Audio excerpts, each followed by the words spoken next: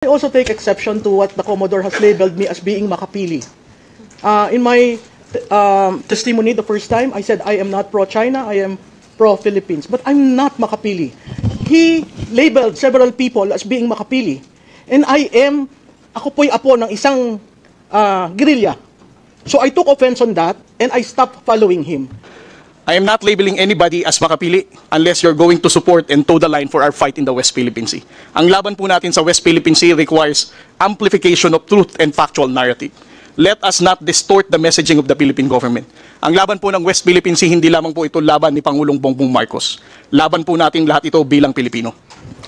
I agree with you, but that doesn't give you the right to label people unless you have concrete pieces of evidence. When you label people wrongly, you are committing a crime. Would you agree with that, Commodore? Yes, sir. I definitely agree. And that's why I'm looking into my social media whether I clearly identified Ms. Maluti Kia as a makipili. Sir, you tagged me. That's why I stopped following you. And that was, sir, Mr. Chairman, that is one interview. I received invites for interviews, whether political, whether campaigns, and that is one. How can you label me without knowing me first? That's my point. Being makapili, in your time, in the time of my grandfather, and this time, it's something that we hold dear. We do not want to be labeled makapili. I think we have seen one of the ill effects of misinformation. I think everybody will agree to that. That is one of the ill effects of fake news or misinformation. Would you agree? Yes. So next time, kasi hindi ako nagbabasa kasi sila mga ganyan eh. Para hindi ako apektado. Yan ang ko. Yes, Madam Tikia. Mr. Chairman, I would just like to, with the indulgence of the chair and the members, I also take exception to what the Commodore has labeled me as being makapili. In my testimony the first time, I said I am not pro-China, I am pro-Philippines. But I'm not makapili. He labeled several people as being makapili. And ako po'y apo ng isang guerrilla. So I took offense on that and I stopped following him. Ang nangyayari ho kasi reverse ngayon eh. Pag ang tao nasa gobyerno, nililabel ka as being makapili, just like that. And you know the reason, Mr. Chairman, why he called me makapili? I had an interview with a Chinese journalist. That doesn't make me makapili. That doesn't make anyone makapili. So, wag sana po natin dadalhin yung usapan sa kune-question yung katauhan ng tao. That's why I never followed him. I used to follow him. I used to question him. But after labeling me as makapili, na hindi po, alam ng karamihan ng kaibigan ko, ako nag-decide na sana ako sa ibang bansa, pero umuwi ako. Pero for a man in uniform to call me makapili, that's insulting. Yun lang, sir. Any statement, Commodore? Yes, sir. The Global Times is a known propagandist of the Chinese government. If you're going to look at those personalities na in-interview ng Global Times, you're going to doubt what is the objective why such personalities are being interviewed. If you're going to look at the posts of those people who were interviewed and who gave comments about our fight in the West Philippine Sea, I think that's where I'm getting that kind of assertion. Again, this is just an opinion, but those opinion is guarded on what I have seen so far in their social media posting about how they reacted on our responses in the West Philippine Sea, about how they downplayed the level of aggression that the armed forces of the Philippines and the Philippine Coast Guard is experiencing in the West Philippine Sea, not to mention the abuses of the Chinese Coast Guard against the Filipino fishermen in Bajo de Masinloc. I am not labeling anybody as makapili unless you're going to support and toe the line for our fight in the West Philippine Sea. Ang laban po natin sa West Philippine Sea requires amplification of truth and factual narrative. Let us not distort the messaging of the Philippine government. Ang laban po ng West Philippine Sea, hindi lamang po ito laban ni Pangulong Bongbong Marcos. Laban po natin lahat ito bilang Pilipino. I agree with you, but that doesn't give you the right to label people unless you have concrete pieces of evidence. When you label people wrongly, you are committing a crime. Would you agree with that, Commodore?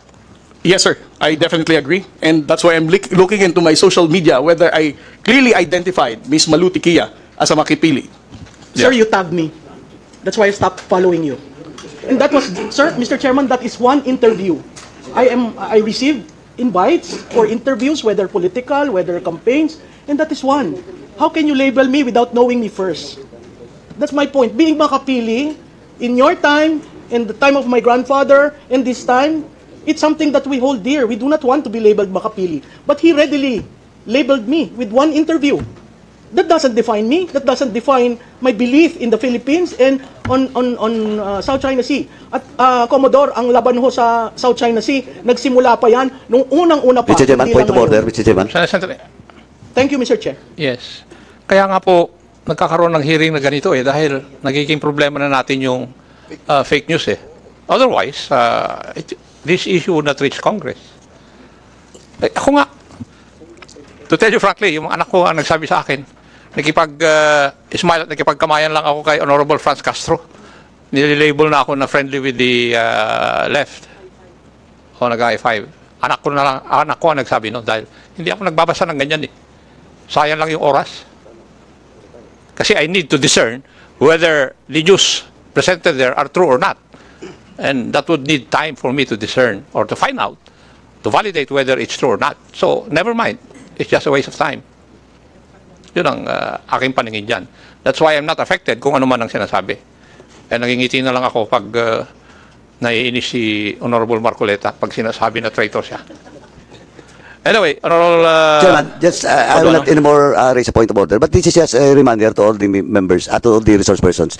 In the hearing, any hearing, we do not allow that exchanges of, Mr. Chairman, exchanges of accusation against, from one resource person to another. We have a different venue for that. And with due respect to Ma'am Malu, Ma'am, sorry po, kasi ganito yung rules natin, It's between the good Commodore and of course the issue raised by Congressman Marcoleta. Now we should not attack resource person should not question and attack statements coming from the resource person mismo. Thank you po, Mr. Chairman. Thank you po. Thank you. Before I give the floor back to the Honorable Marcoleta, let me recognize the presence online of the Honorable Maria Rachel J. Arenas. Magandang hapon po. Yes, Honorable Marcoleta, please proceed. Colonel, did Commodore. Okay. Commodore, you graduated from the Philippine Military Academy? No, sir. I'm 3 weeks short of my graduation. Would you like to say, or you would like to explain why you did not succeed in graduating from that great military academy? Yes, Mr. Chair. As what the chairman, General Acob, knows, we have the honor code among the Cadet Corps Armed Forces of the Philippines. I was charged of cheating with other 7 of my classmates, and it was a gentleman's agreement. If you violate the honor code, you formally file your resignation, you just leave, sign the clearance, and get out of the Philippine Military Academy. And that's 3 weeks before my graduation, sir. I never insisted because I respect the honor code. But did you violate the honor code? Yes, sir, we did. That's why I resigned for the good of the service. Okay, but that's not my question. We need to defend our exclusive economic zone with all our might and with all our life, because it is ours. Hindi lamang yung EEZ,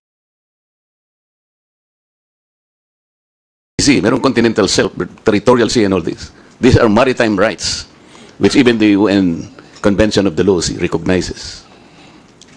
We had an award, yung arbitral award between the Philippines and China, and the subject matter is the South China Sea. You know that, Yes, I'm sure.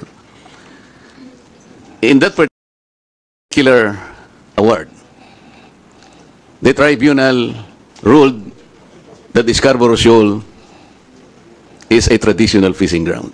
Yes, sir. I'm sure you studied that. Traditional fishing ground proceeds from the traditional fishing rights, or TFR, which is a private right fully recognized under public international law. Yes, sir. You agree? Traditional fishing ground. And in that award, the tribunal said, well, the Vietnamese, the Chinese, the Filipinos can freely fish in that area because it is a traditional fishing ground. Mr. Chair, I think the good Commodore and the rest of the agency that is bound to protect our fishermen could have started along that line. Because a traditional fishing right is a private vested right. It does not concern territory. Sa aking palagay, Mr. Chair, mas magandang maging magandang simula yun. Let's talk to China. And I believe China will recognize the traditional fishing right. Because in the year 2000, I will remember that they had an agreement with Vietnam in the Gulf of Tonkin. If you will study that. Nagkaroon sila ng agreement. And they divided that fishing ground among themselves. Something that we can also do para hindi tayo nagkakaroon ng girian. Pinag-uusapan lang naman dyan are the living resources in this particular area. Bakit hindi po natin binibigyan ng emphasis? Why don't we initiate something positive along that line? We had the tribunal ruling. Sabi niya, it is a traditional fishing ground. Bakit hindi natin sila kausapin on that basis? Marami tayong jurisprudence, international jurisprudence. In 1974, pag-aralan po ninyo, Mr. Chair, yung mga maritime cases that was ruled by the tribunal. Yung case ng Federal Republic of Germany against parang Holland, and also Great Britain against Holland. Yung alam po ninyo, yung ruling is the same. Kahit siya yung merong reference do sa sea na yon, it cannot exclude the rights of the other coastal areas to fish sapagkat they invoke the traditional fishing right.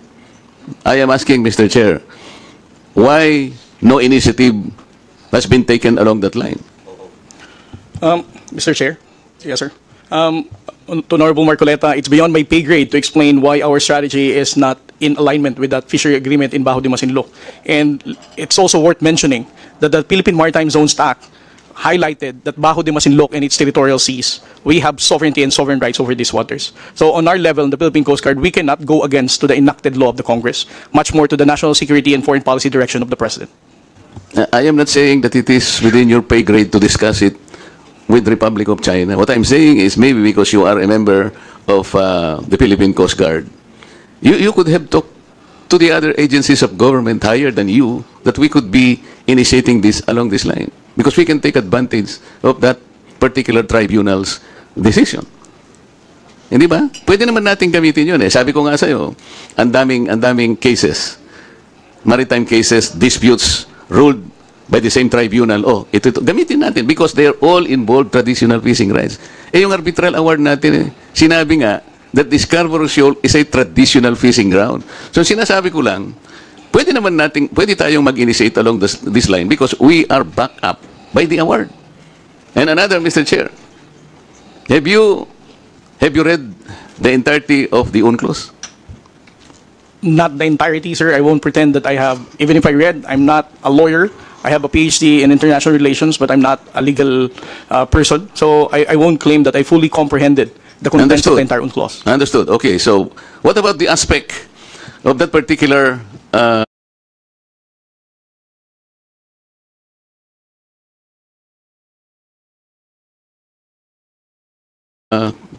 UNCLOS document that relates to the particular maritime area that is now called South China Sea?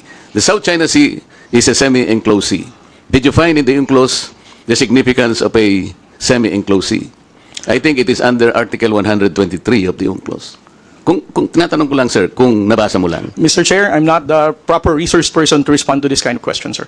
Thank you, Mr. Chair, because I am raising that particular issue because if the most responsible agency will look at it, there is a connection on how we should approach the entire problem because the entire South China Sea is a troubled sea.